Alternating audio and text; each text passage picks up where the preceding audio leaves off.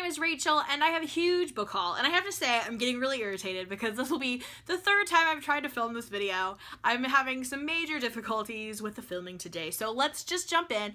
I'm gonna split this into two videos because I have a huge haul. So first off, I was sent one book by a publisher, and that was Simon & Schuster. They sent me Giselle's Bucket List, My Life with a Very Large Dog by Lauren Fern Watt. I really haven't heard anything about it, but it looks like a really cute book. I love how it's made. Like, just the pictures and everything in it seem really cute. It seems like it's going to be a really good summer read. I also bought a lot of books this month because it's March. That includes my birthday, a half-price book sale, many trips to Barnes & Noble, gift cards, books I bought just because I wanted to treat myself, all these things. So, and I have no willpower, especially around my birthday. So I'm splitting it into two. The first one here are the books that I bought with half-price books coupons and at Barnes & Noble. So first off, I bought two brand new books. I've been trying not to do that as much lately because they're just so expensive. And even though I love the look of hardcovers on the shelf, I actually prefer reading paperbacks. So I've just been trying to hold off for the paperbacks if I can, but these I just couldn't. So the first one I bought was The Hate U Give by Angie Thomas. This is inspired by the Black Lives Matter movement, and I've heard nothing but good things. So I'm super excited to have it. I'm super excited to read it. Next up, I picked up the sequel to The Rebel of the Sands called Traitor to the Throne by Alwyn Hamilton. I actually haven't read the first one yet, but I wanted to get both of them and just kind of marathon read both of them.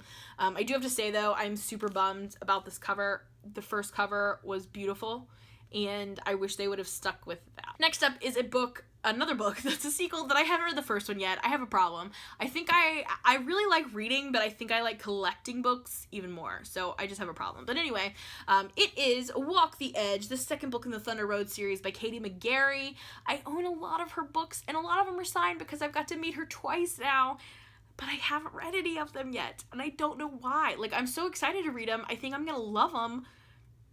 They just get pushed to the back burner. So let's bring them to the front burner. Let's bring them to the front. Next, I picked up a sequel to a book that I have read, and this one is by Jason Segel. What you say? Exactly. I saw the first book called Nightmares at a Scholastic book fair at one of my schools, and I was like, that surely cannot be like the Jason Segel, and it is.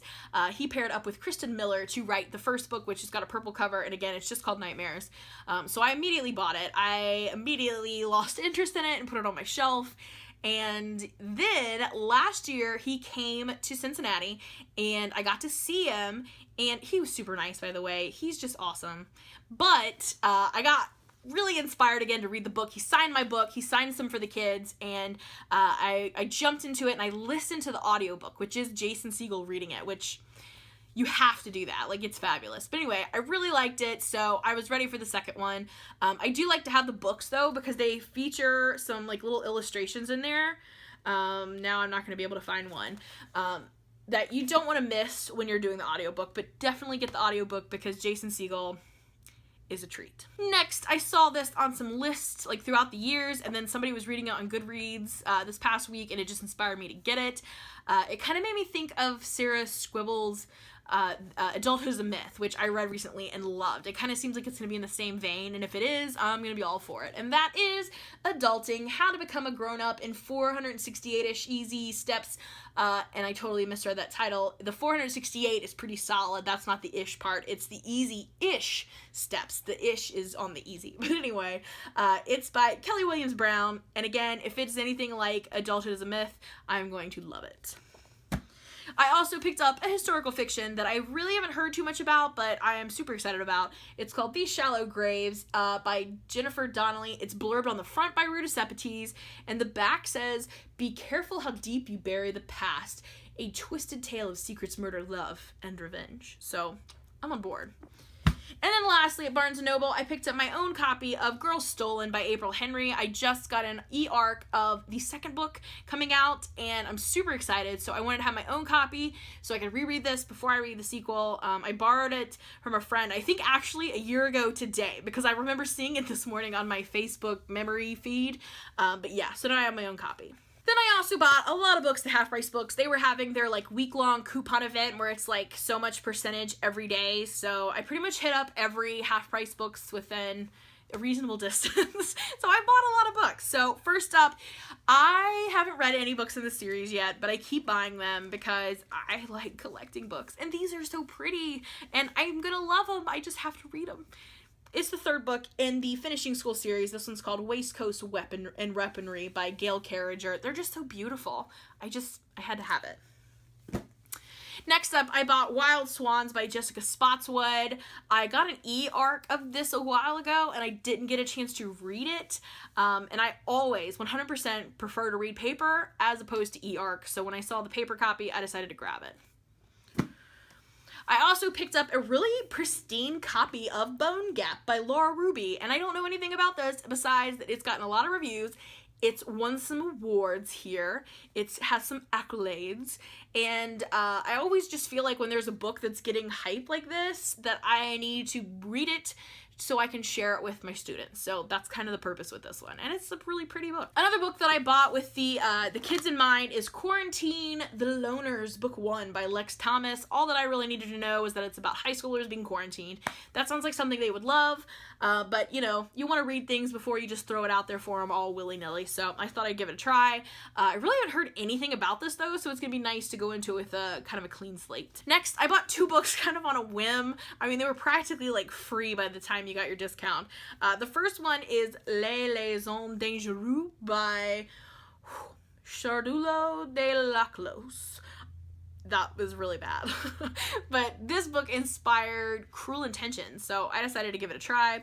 I also bought The Winter of Our Discontent by John Steinbeck because anybody who has seen Reality Bites know that's his, isn't that his answering machine message or something? I just remember that sentence from that movie and I thought, you know, I wonder if it kind of parallels that movie at all. Probably not, but you know, I feel like reading some John Steinbeck can't hurt me, so there we go. I also picked up another little cheesy romance, and that is Vicki Lewis Thompson's Nerd Gone Wild. I really like these nerd books. I think they're cute. I read one a couple years ago and really enjoyed it. Oh, I don't know if you can see him, but there's a little guy like running on this vine, which is funny, but I think these are cute, so it'd be fun. Maybe kind of a beachy read this summer. I also picked up another copy of Romeo and Juliet. While I was reading one of my copies this weekend, I realized I didn't have a No Fear copy, and I've kind of been low-key collecting them, so I decided just to grab one to add to the collection. I've also been hitting kind of like the true crime, or at least inspired by true crime stuff lately. I've been trying to catch up with The Bates Motel. I finally got through season 4, by the way. I have been listening to a podcast called My Favorite Murder, which, P.S., if you have young ears, you should not be listening to, but if you have adult ears and you like true crime and sassy kind of barbs and sarcasm, then you would like it. But anyway, it's inspired me to read more true crime. I'm currently reading one about Lizzie Borden, and obviously it spilled over into my book buying, so I got a couple Ann Rule because you can't be true crime without Ann Rule. The first one is Lust Killer, and then I also got Lying in Wait, which is one of my favorite phrases ever in the world. I'm not kidding, I use it whenever I can because lying in wait is just, it makes me laugh every time. Even though this is probably not a laughing matter, it's still funny. Lying in wait, whatever. But I got those. I also picked up Helter Skelter about the Manson murders, which was on a list that I read of true crime book recommendations. And then I picked up another one that's not true crime, but it's like kind of inspired by true crime, like The Bates Motel and Psycho. That is Mayhem by Sarah Pinborough. I just read a Sarah Pinborough book, and so I'm kind of intrigued by this kind of twist. The last one I just read was her new book called Behind Her Eyes, so I'm interested to see how this plays out.